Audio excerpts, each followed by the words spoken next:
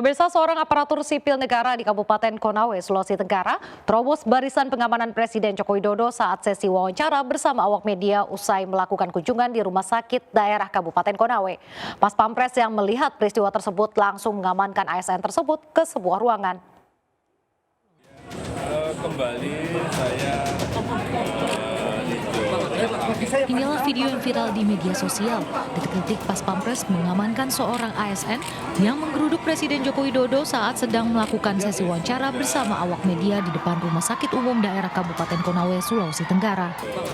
Dalam video tersebut terlihat seorang ASN tiba-tiba masuk dalam barisan yang membuat Presiden terkejut. Pas Pampres yang berada di lokasi langsung mengamankan pria tersebut ke sebuah ruangan. Pria yang nekat menerobos pengamanan Presiden itu diketahui bernama Mahyudin, warga Kecamatan Lambuya, Kabupaten Konawe. Ia nekat menerobos barisan untuk menyampaikan keluh kesahnya yang sejak 7 tahun lamanya tak mendapatkan gaji dari pemerintah. Mahyudin berharap Presiden dapat menyelesaikan permasalahan yang telah 7 tahun dialaminya. Saya adalah ASN Kabupaten Konawe yang terangkat di jalur Sekdes tahun 2010. Jadi sejak saat itu saya mendapatkan gaji atau dibayarkan gaji oleh negara. Terkait dengan perkembangan waktu di tahun 2018 itu tiba-tiba gaji saya dihentikan atau NIP saya dibekukan. Kepada Presiden Republik Indonesia khususnya Pak Joko Widodo, perkara ini, permasalahan ini bisa diselesaikan sampai saya bisa puas. Sementara itu, kedatangan Presiden Jokowi ke Rumah Sakit Daerah Kabupaten Konawe untuk melihat kondisi peralatan, fasilitas, dan sumber daya manusia, apakah sudah sesuai dengan kriteria yang berlaku. Usai dari RSUD Konawe, Presiden kemudian melanjutkan kunjungan kerja di Kecamatan Uepai Konawe untuk melakukan peresmian Bendungan Ameroro. Dari Kabupaten Konawe, Sulawesi Tenggara, Febriono Tameng melaporkan. Presiden Joko Widodo mengunjungi Kabupaten Muna, Sulawesi Tenggara. Presiden memberikan bantuan berupa modal kerja bagi pedagang di Pasar Lainoraha, Kabupaten Muna. Warga juga dijanjikan mendapatkan bantuan sosial beras 10 kg hingga Desember mendatang.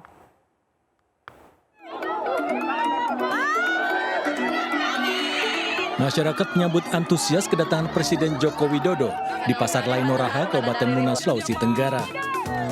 Tak hanya menyapa pengunjung dan para pedagang, Presiden Jokowi juga berbelanja di pasar tersebut. Presiden berinteraksi dengan para pedagang, menanyakan harga hingga memberikan bantuan modal kerja bagi mereka. Dalam kesempatan ini, Presiden Jokowi didampingi jajaran Menteri, Panglima TNI, serta pejabat Gubernur Sulawesi Tenggara dan pelaksana tugas Bupati Muna.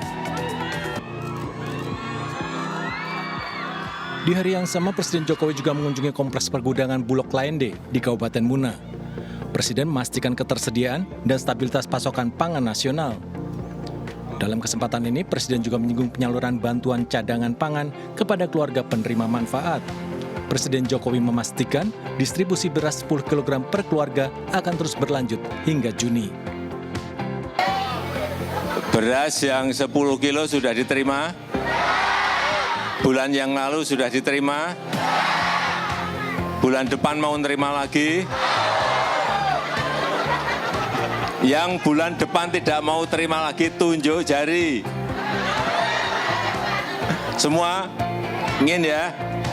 Jadi yang 10 kilo ini akan diteruskan sampai Juni. Akan kita lihat kalau nanti APBN itu ada ruang anggarannya akan diteruskan sampai Desember. Presiden juga menjelaskan inisiatif pemberian beras merupakan respons terhadap kenaikan harga beras yang terjadi akibat inflasi pangan global. Namun di sisi lain, masyarakat lebih membutuhkan stabilisasi harga pangan termasuk beras, diantaranya melalui kebijakan mekanisme pengendalian harga. Pemirsa, Dirjen Perhubungan Darat Kementerian Perhubungan menyatakan bus Putra Fajar yang alami kecelakaan di kawasan Ciater Subang tidak ada uji kendaraannya. Sementara Kadishub Kabupaten Wonogiri menyatakan kendaraan tersebut sudah melakukan uji KIR pada Juni 2023. Namun pada Oktober 2023, bus dilepas jual di luar Wonogiri sehingga bukan kewenangan mereka lagi. Kendaraan ini tidak berizin dan tidak ada uji kendaraannya. Secara kelayakan Yuri itu sudah ada uji KIR-nya, Mas. Uji KIR-nya pada bulan Juni 2023 karena itu sudah dilengkapi dengan ujikir, berarti itu layak jalan. Nah, kemudian dalam perkembangannya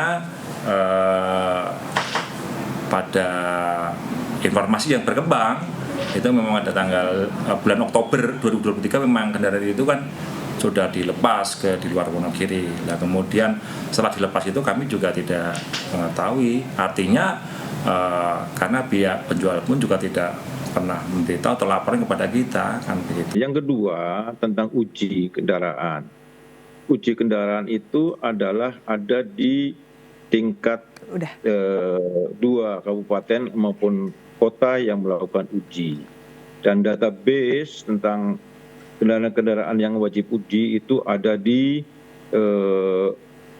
Dinas Perhubungan Kabupaten Kota. Dan dengan database itulah bisa mengontrol bahwa mana kendaraan yang sudah wajib ujinya sudah mati, sehingga bisa dilakukan suatu komunikasi untuk tidak melakukan operasional. Start pertama di sini, AKDP itu sudah layak uji ukir gitu loh. Nah, pada saat dilepas pun saat itu kan itu masih koridor masa uji. Jadi itu sesuai dengan ujikirnya dan sebagainya. Pengawasan terhadap kendaraan-kendaraan ini itu salah satunya kami sudah bekerja sama dengan Menteri Pariwisata, yaitu pemeriksaan menempatkan petugas di lokasi-lokasi wisata untuk mengecek tentang kelaikan kendaraan bis. Apabila ditemukan kendaraan yang tidak laik, maka petugas pemeriksa dari Dinas Pariwisata itu memberikan laporan kepada kepolisian terdekat maupun Dinas Perhubungan untuk melakukan tindakan lebih lanjut. Kalau pertama harapan kami dari pihak pemilik ya, para pemilik bis siapapun, baik bis pariwisata, bis apapun yang berkaitan dengan umum ya monggo lah, untuk pengusaha itu juga bertanggung jawab terhadap kesehatan dari kendaraan masing-masing, kelayakan dari kendaraan masing-masing. Itu harus juga rutin secara periodik, minimal kalau kami kan cek 6 bulan sekali, Mas. Tapi kalau pemilik ya seharusnya monggo silakan sesering mungkin untuk mengetahui sedini mungkin. Pasca kecelakaan maut bus rombongan pelajar SMK Lingga Kencana Depok, pemerintah Kota Depok memperketat izin kegiatan study tour dan acara perpisahan pelajar. Namun Pemkot Depok tidak melarang sekolah mengadakan study tour keluar kota. Sementara sejumlah orang tua mengakui biaya kegiatan sekolah dan study tour kerap kali memberatkan orang tua.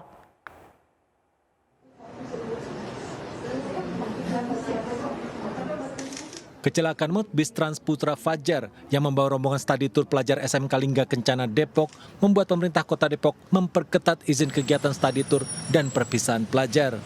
Namun pemerintah Kota Depok belum menerbitkan larangan sekolah di Kota Depok untuk melakukan study tour keluar kota. Sebagai tindakan pencegahan, pemerintah Kota Depok membentuk tim khusus dari Dinas Perhubungan Kota Depok untuk memeriksa kelayakan bis study tour ataupun perpisahan yang akan digunakan sekolah. Gitu. Tapi yang lebih penting adalah keselamatan dari siswa itu.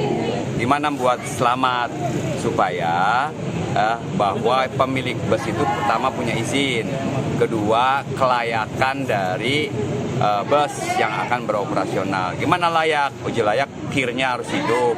Kedua, sebelum berangkat, ya kami dari Dinas Perhubungan siap ngecek dari bus yang disewa oleh pihak sekolah. Namun ternyata cara sekolah seperti study tour tidak sepenuhnya disetujui orang tua murid. Sebagian orang tua mengeluhkan biaya study tour yang memberatkan, meski sebagian lainnya mengakui banyak manfaat yang diperoleh dari kegiatan tersebut. Terus terang saya nggak setuju banget ya dengan study tour itu, karena ngerugiin banget deh. Apalagi kalau udah kejadian kayak begini kan gitu. Kalau bisa sih pemerintah tuh bisa diwancani supaya jangan diadain study tour. Soal begini kita ngikutin study tour, ikut nggak ikut kita mesti bayar. Sedangkan nggak semua orang tua tuh punya uang kan. Saya nggak setuju dengan study tour. Wajib nggak wajib itu tergantung dari sekolahnya. Jadi ada kalau di sini ya di 216 itu memang kalau ada kegiatan itu nggak diwajibkan. Jadi kita juga tergantung dari orang tuanya juga. dia nggak tahu harus pergi kemana, kayak tempat-tempat bersejarah itu kan kebanyakan mereka nggak tahu. Emang betul mereka bisa lihat di YouTube itu kan, di Google, tapi itu nggak secara langsung. Kalau di situ kan mereka bisa lebih merasakan. Ini yang pertama dari segi positifnya. Cuma juga kita harus melihat dari segi negatifnya. Itu dari Dewan Guru itu harus benar-benar mempersiapkan dari segi keuangannya, segi keamanan. Karena yang kita bawa ini kan anak-anak sekolah.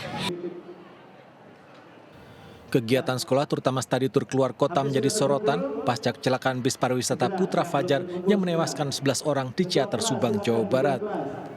Bis membawa rombongan studi tur pelajar SMK Lingga Kencana Depok, Jawa Barat. Tim Liputan iNews melaporkan.